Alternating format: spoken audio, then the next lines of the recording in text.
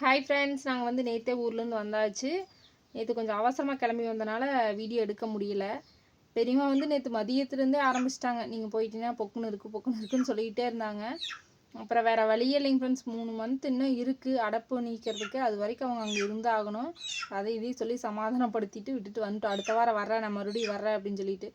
போனால் நீ 1 மாதம் கழிச்சு தான் வருவீங்க அப்படிங்கிற மாதிரி சொல்லிட்டு இருந்தாங்க. இல்லை, நான் வர்றேன், இனிமேல் அடிக்கடி வர்றேன் அப்படின்னு சொல்லிட்டு வந்தேன். அப்புறம் பார்த்தீங்கன்னா பெயின் ரிலீஃப் ஆயில் வந்து நிறைய பேர் கேட்டுகிட்டே இருந்தீங்க. லீவில் நான் செய்கிறதுக்கு வந்து கொஞ்சம் லேட் ஆகிடுச்சு. இப்போ வந்து அவங்களாம் மறுபடியும் திரும்ப நீங்கள் வந்து மெசேஜ் பண்ண மாட்டேங்கிறீங்க.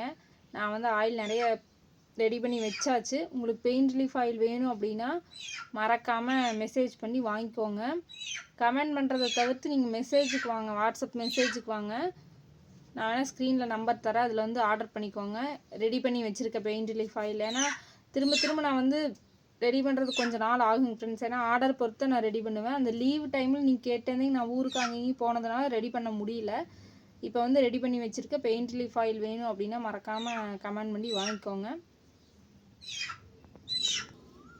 அந்த அப்டேட் கொடுக்கறக்காகத்தான் இந்த வீடியோ. அந்த ஒரு கோழி குஞ்சு வரும் கத்திக்கிட்டே 4 கோழி குஞ்சு இருந்துச்சுங்க ஃப்ரெண்ட்ஸ். அந்த 3 வந்து கேட்டுக்கு வெளியில் எகிரி குதிச்சு போயிடுச்சு. இதுக்கு போக தெரியல, அதுக்கு கையான்னு கத்திக்கிட்டே இருக்குது. வீடியோ எடுக்கும்போது உங்களுக்கு சவுண்டு உங்களுக்கு நல்லா கேட்குன்னு நினைக்கிறேன். அதுக்கு அந்த கம்பி வலைக்குள்ளே பூந்து போக தெரியல, குதிச்சு மேலே எகிரி குதிச்சு போக தெரியல. இப்போ கதவை நீக்க சொல்லி இங்கே வருங்க எப்படி கத்திட்டு இருக்கு. ஓகேங்க ஃப்ரெண்ட்ஸ், பெயின் ரிலீஃப் ஆயில் வேணும் அப்படின்னா நீங்கள் ஸ்க்ரீனில் தெரிய நம்பருக்கு வாட்ஸ்அப் பண்ணி வாங்கிக்கோங்க. ஆயில் வந்து ரெடியாக இருக்குது.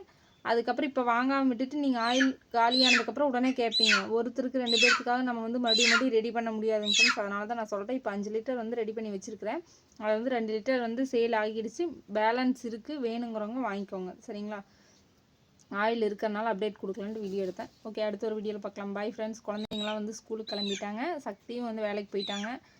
அலைச்சல் 3-4 நாளாக அலைச்சல். ஃபஸ்ட்டு வந்து வெள்ளிக்கிழமை பார்த்திங்கன்னா பாப்பாவுக்கு வந்து திடீர்னு வயிறு வலின்னு சொல்லிட்டு ஃபோன் பண்ணி வேனில் போகும்போதே ஃபோன் பண்ணிட்டாங்க.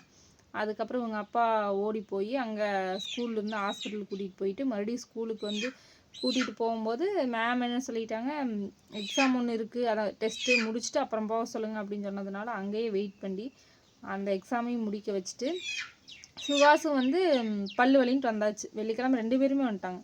அப்புறம் 2 பேர்த்தையும் கூட்டிகிட்டு வந்து வீட்டில் விட்டுட்டு மறுபடியும் ஒரு வேலை விஷயமா ஈரோடு போயிட்டு வந்துட்டு உடனே எங்களை பங்களாபுத்தூர் கூட்டிகிட்டு போயிட்டு மறுபடியும் அவங்க ரிட்டன் செவியூர் வந்துட்டு அடுத்த நாள் விடிய காலையிலேயே வேலைக்கு போயிட்டு நேற்று மறுபடியும் வேலையை முடிச்சோன்னே வந்து எங்களை பங்களாபுத்தூர்லேருந்து இங்கே கூட்டிகிட்டு வந்து விட்டுட்டு நேற்று நைட்டே மறுபடியும் வேலைக்கு போயிட்டு காலையில் இப்போ ஒரு வேலைக்கு போயிட்டு எனக்கே கஷ்டமாக போச்சு. கம்மனு பஸ்லேயே போயிட்டு வந்திருக்கலாமோங்கிற மாதிரி சங்கடமாக போச்சு.